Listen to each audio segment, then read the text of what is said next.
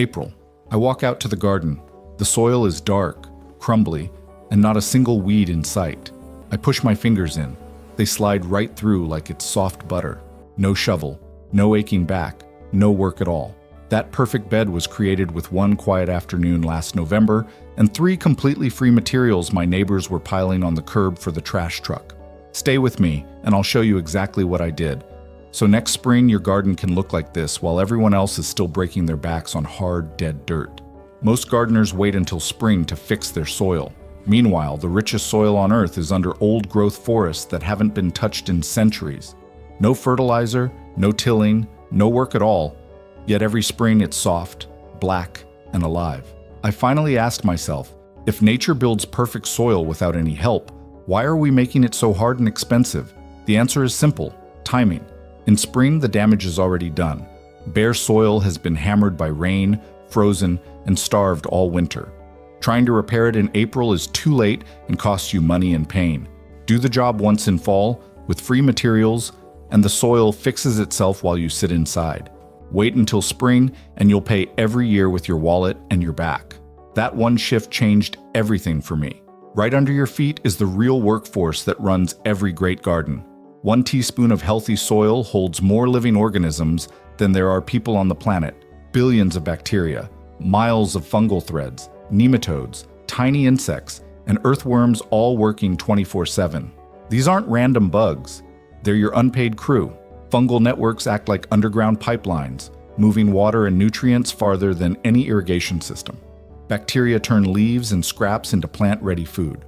Earthworms tunnel, aerate, and leave castings richer than anything in a bag. They never clock out and never send an invoice, as long as you don't destroy their home and don't let them starve. Tilling shreds those fungal highways, collapses worm tunnels, and buries the surface food they need. It's like tearing down a factory to dust the shelves. Forests never till. The best farms on Earth stopped decades ago. All these workers ask for is regular meals and a roof overhead. Give them both in the fall, and by spring they've turned hard dirt into the soft living soil I just showed you. Next, how to feed them the right way, and for free. Here's rule number 1. Feed the soil in fall, never in spring. Most people spread compost in April because that's when they finally see the problem. By then the nutrients sit on top for a few weeks, then half of them wash away with the first heavy rain or get tied up before roots can use them. Fall is completely different. When you add finished compost or well-rotted manure in November, 3 quiet months of cold, freeze-thaw cycles and microbial activity do the heavy lifting. Rain and snow don't leach it away. Organic matter binds to soil particles and stays put. By the time April arrives, everything has been broken down, balanced, and moved exactly where roots need it. The soil biology has had all winter to turn that food into stable humus instead of a quick sugar rush that disappears by June. How much? 1 to 2 inches is plenty. That's only about 1 wheelbarrow per 10 by 4 foot bed. You don't need a thick blanket. You need an even snack for the crew below. And here's how I do it without throwing my back out. I use a little Red Kid's wagon from the big box store. $15, and it pulls instead of pushes. I load a 2-gallon bucket, make 10 easy trips, dump, repeat. No heavy lifting over the rim of a big wheelbarrow. Then I spread it with an ordinary garden rake, standing upright, just pulling gently toward me.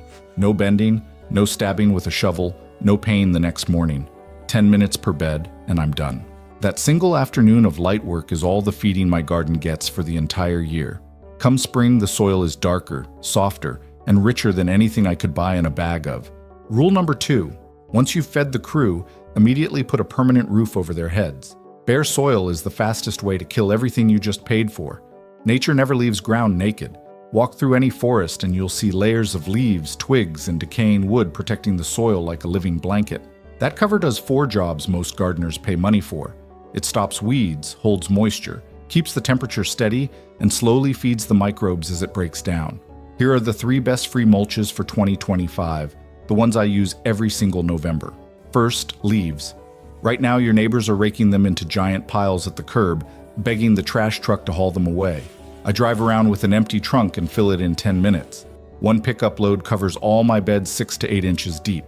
Leaves are basically pre-shredded carbon that worms and fungi love. Second, cardboard and craft paper. Every Amazon box, every grocery delivery, every moving box in the neighborhood, Peel off the tape, pull out the plastic, and you've got perfect weed-blocking sheets. I lay them flat right over the thin layer of compost. One layer of cardboard smothers every weed seed for a full year. Third, and my absolute favorite, wood chips. Call your local tree company or power line crew and ask when they'll be trimming in your area. Tell them you have a free drop spot. They'll deliver a mountain of fresh chips, sometimes 10 cubic yards, just to save the dumping fee. I've never paid a dime. One load lasts me 3 or 4 years. Now, the question I get every single time, won't wood chips steal all the nitrogen? Only if you dig them in. When chips touch soil, the fungi and bacteria at the surface pull a little nitrogen to break down the carbon, but they give it all back and more as soon as the chips turn into humus. Lay chips on top, and it's a slow-release fertilizer. Mix them into the soil, and yes, you'll rob nitrogen for a season. Nature puts woody material on top, never under. I just copy nature. I put the cardboard down first, overlaps by 6 inches so no light gets through, wet it well, then dump leaves or wood chips 4 to 8 inches deep. The cardboard rots away by the following fall, and the chips settle into perfect dark soil. That roof stays there year-round. I never remove it completely, only push it aside where I plant and slide it back around the stems later. Weeds can't germinate, water doesn't evaporate, and the soil life stays happy and protected 365 days a year. Do this once in November and your soil is set for life. No more spring battles with weeds or drought. Just a quiet, living carpet doing the work while you stay warm inside. Next, the one little upgrade that turns good results into ridiculous, and it costs less than a pizza. Once my wood chips or leaves are in place, I sprinkle garden giant mushroom spawn, also called king stropharia or wine cap mushrooms, right on top. A single $10 bag from any online mushroom supplier covers 100 square feet easily. These mushrooms are 100% safe, delicious, and grow like crazy in woody mulch. But the real magic happens underground. Their mycelium eats the toughest carbon in the chips 3 to 4 times faster than soil microbes alone. Within 1 season, most of the chips turn into dark, crumbly humus instead of taking 3 or 4 years. I get 2 crops for the price of 1. A thick layer of rich new soil by next fall, plus pounds of burgundy-colored mushrooms popping up every time it rains from June through October. I sauté them, grill them, give them away. Neighbors think I'm some kind of wizard. Application is dead simple. Rake the chips lightly, scatter the grain spawn like chicken feed, cover with another inch of chips or leaves, water once, and walk away. That's it. No special care, no misting, no nothing else to buy. If you ever wanted proof the system works, watch those mushrooms explode. It's visual evidence your soil life is in overdrive. Now, let's talk about the one downside everybody brings up the second I mention cardboard and deep mulch: mice and voles. Yes, they sometimes move in. A warm, dry tunnel under cardboard or wood chips is mouse heaven. I won't lie, I've lost a couple of strawberry plants and 1 rhubarb crown over the years. But here's the honest math. Without mulch, I lose 80–100% of my harvest to weeds, drought, and cracked soil. With mulch, I lose maybe 2 to 5% to rodents some years. I'll take that trade every single time. You don't have to just hope for the best. I use 3 simple layers of protection, and together they drop rodent damage to almost nothing. First, anything truly valuable, strawberries, asparagus, perennial herbs, goes in buried pots or raised beds.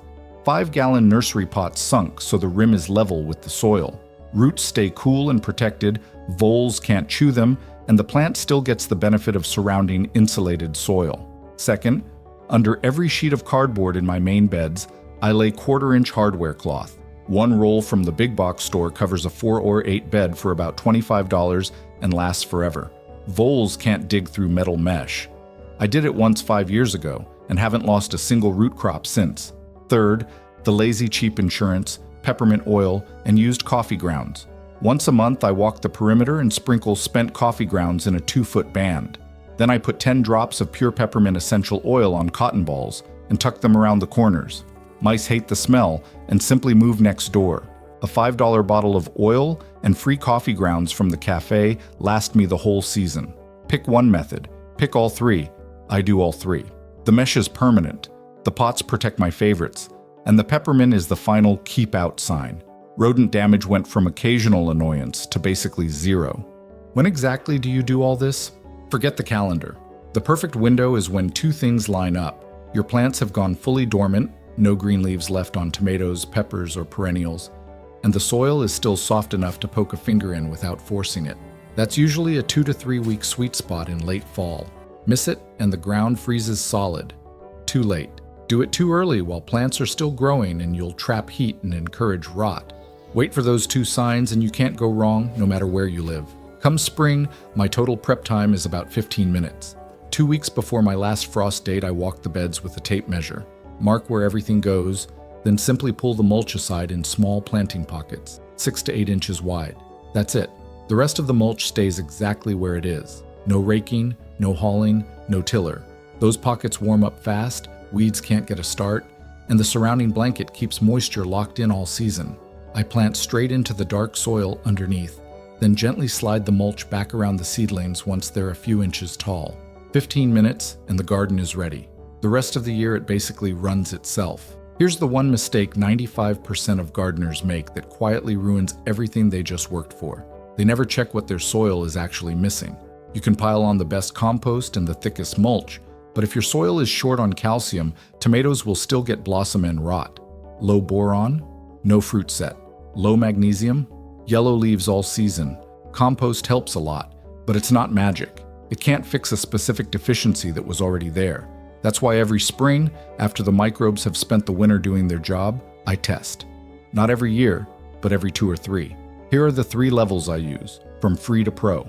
First, the free homemade basics. A simple jar test tells me texture. Fill a clear jar 1/3 with soil, add water, and a pinch of dish soap. Shake hard. Let it settle 24 hours.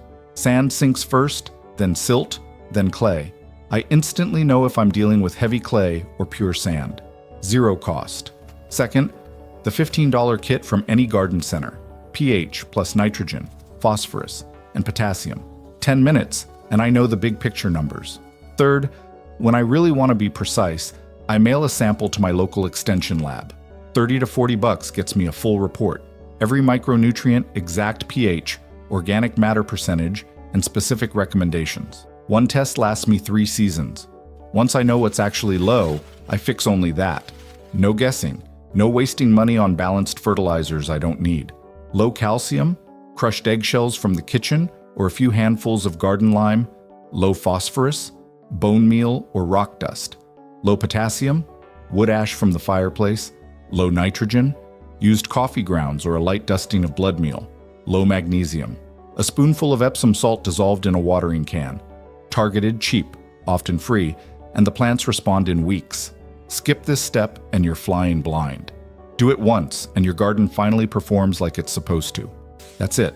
One calm November afternoon, 3 free materials, a couple of handfuls of compost, a thick living blanket, and you're done for the entire year.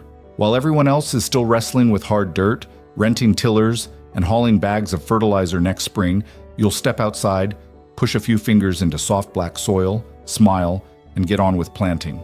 The garden runs itself after that. I've been doing this for years now, and I still get a little rush every April when I realize I don't have to fight the soil anymore. It just works, quietly, cheaply, the way nature always meant it to. If you're ready to trade back-breaking springs for that same feeling, drop the word November in the comments. I'll know you're one of us. Hit the like button if you're tired of digging. Subscribe and tap the bell if you want more ways to garden smarter, not harder. Thanks for watching. See you in the garden, soft, dark, and waiting for you.